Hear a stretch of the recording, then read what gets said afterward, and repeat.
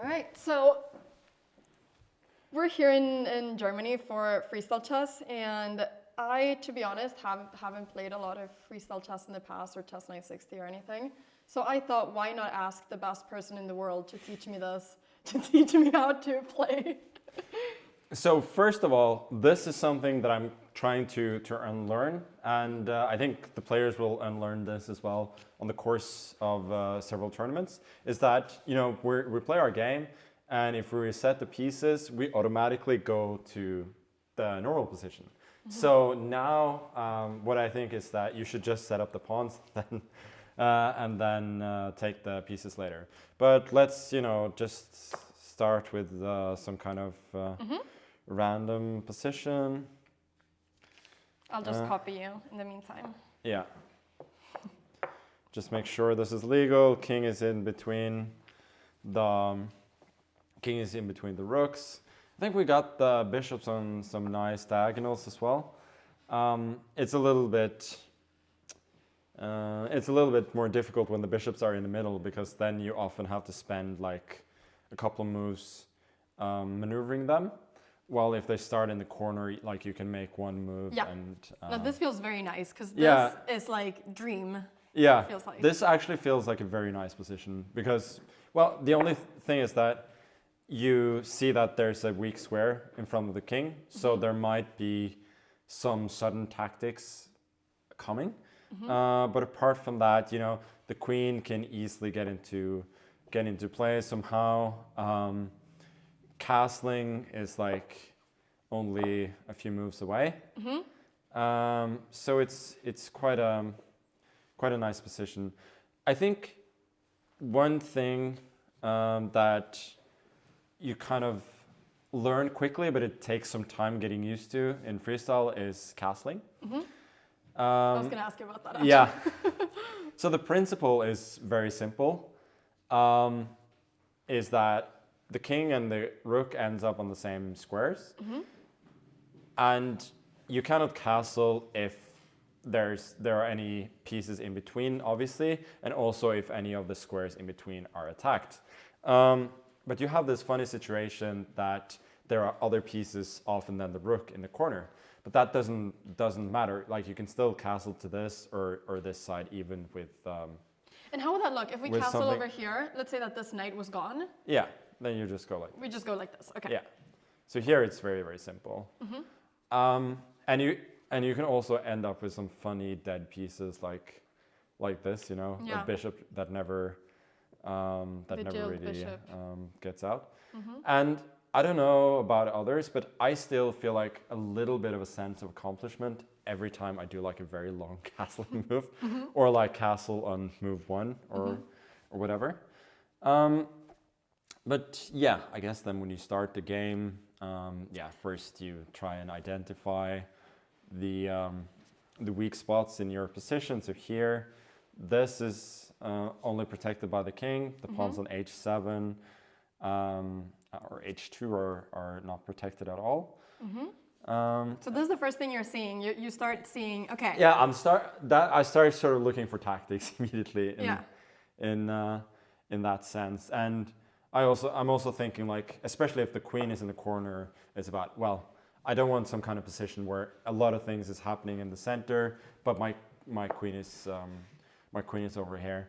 I want to see if my king is safe. So there's a weak square here, which is a little bit worrying. But apart from that, it looks fairly reasonable. Okay. So then I guess the next thing you do is you start, you know, looking at central moves, like e4 looks natural. Even if the king is there, like. Yeah, but you play e4 with the king on e1, e4 or d4. I know, that's as soon as I said it, I realized that you do that anyways. Okay, that's fair enough. So I'm thinking that e4 and d4, one thing that I am a little bit worried about is that d4 could potentially be answered with a move like g6 or g5 that develops a piece and attacks this pawn at the same time. Of course, then you can protect it, but then this. I would probably be looking at moves like g3 or b3. Should we play this out? Yeah, we can play. Okay.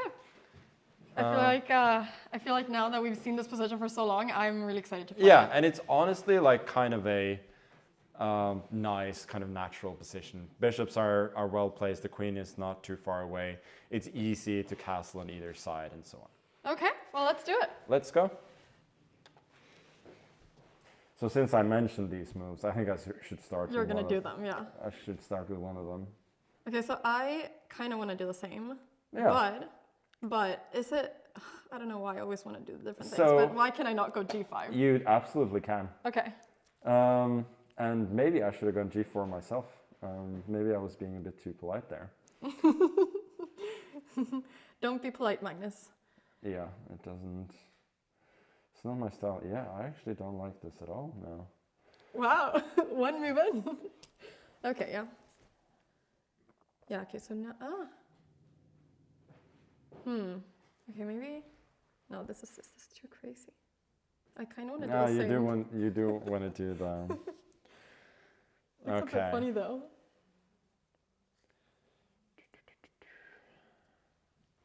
Okay, let's get the queen out. Do you study this outside? So the thing is, I studied a lot of it before the first freestyle tournament last year. Yeah. And when I got to the tournament, I was really confused because it felt like I knew all of these sort of weird situations, but so I knew sort of the exceptions more than the rules. So this year, I've studied charts on the opening, like how often you should play symmetrically on the first few moves. Oh wow, like almost mathematically. Yeah, and like where the pieces normally go and so on. But that doesn't tell me anything more than, you know, a knight from E1, like 57% of the time it should land on F3 and so on. But I think, you know, it is a bit of a benchmark, but I do believe that you learn a lot more from just playing. I really want to start playing the And I have played I have played a couple of Freestyle Fridays with some varied success, but it's incredibly helpful. Yeah, no, it feels like this is the thing that is a little bit more difficult to study in theory, but like when you do it in practice, it just honestly, like the learning curve, just for the tournament, from the tournament last year, to see how much better I was playing the opening, and also like the other players, how much better we were at sort of unlearning patterns and learning new ones. It was remarkable. That is really cool. And yeah, you're gonna see it this year too, I guess, the difference. Yeah, I think so. We got their preliminaries at first. I think that's gonna be a bit of a shock for some people. But yeah, after we're gonna play like a bit of a Smith-Morra gambit here. Is this like a Smith-Morra gambit? No, but like it's like E4, C5, D4. Okay, right? okay, yeah, that makes sense. I just realized when I played this that my king was all of a sudden a bit naked. The funny thing is we both like barely developed pieces. Yeah. But wait, can I not take this? You absolutely can. Okay. Oh, okay. I'm gonna do it. You just created a gambit in this. Yeah. And did you how long have you been playing freestyle chess? It's hard to say. I would say the first sort of serious tournament that I played was my match against Hikaru in Norway in 2018. Before that, I had not played too much. It was more kind of casual. So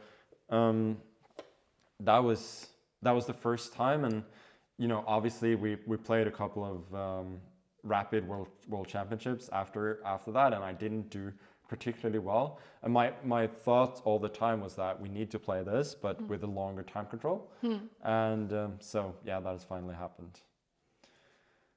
And why do you think is it because you get to really get the people to truly think in a longer time control in this? Yeah, exactly. Yeah. I feel like in regular chess that you don't need as much time because there's so much theory. But when you need to think from move one, that's when you really need the extra time. Yeah, that makes sense. And I'm also seeing the squares that are starting to. Yeah, now the position is, apart from this weird bishop, the position is resembling regular chess more and more. It is not in a good way. Okay, let me Now you're bringing in the others. centralize the pieces. Okay, I don't want you to open up over here. What? You're giving me the queen? That's more for show than anything else. Wait, am I getting check? I don't even see it. I don't even see it. On A7, no. Yeah. Oh, No, wow. that's what you get. Like the patterns are a little bit different sometimes. But thank you for allowing me to play out that nice checkmate. No, but truly, like, obviously I knew that there was something because you wouldn't do this otherwise, but I just truly didn't see it. Yeah, so then I just got intrigued. But yeah, okay. That was but really the beautiful. position was obviously very very missing difficult. already. Yeah, I mean, you could go like here, but I go here, attack the pawn, and as soon as I develop this bishop, it's really hard. Yeah. No, and this bishop, like, I was very happy about this in the beginning, but this bishop ended up being locked out anyways with this pawn. Yeah. Yeah. Yeah, so I'm guessing this game showcases like a little bit of the ideas that we have, and I generally encourage people to try it out. If you prefer normal chess, I totally understand that, and I think it's mostly at like a very high level where theory is so important that freestyle chess sort of is more essential for classical, but for anybody, what we did before the match against Hikaru was that we played a little simul against employees of the main sponsor, and Hikaru and I were playing every second move, and these were, I would guess, the best players there were about 1,500, but I remember like looking at the positions after 7-8 moves on each board, like we barely had an advantage on any board. So it felt like it was very equal from the start because everybody is kind of equally clueless. Like for gamers, it's like you have a completely new map. So that part is really intriguing to me, and hoping more and more people will discover it during this tournament. And did you guys end up winning anyways? I think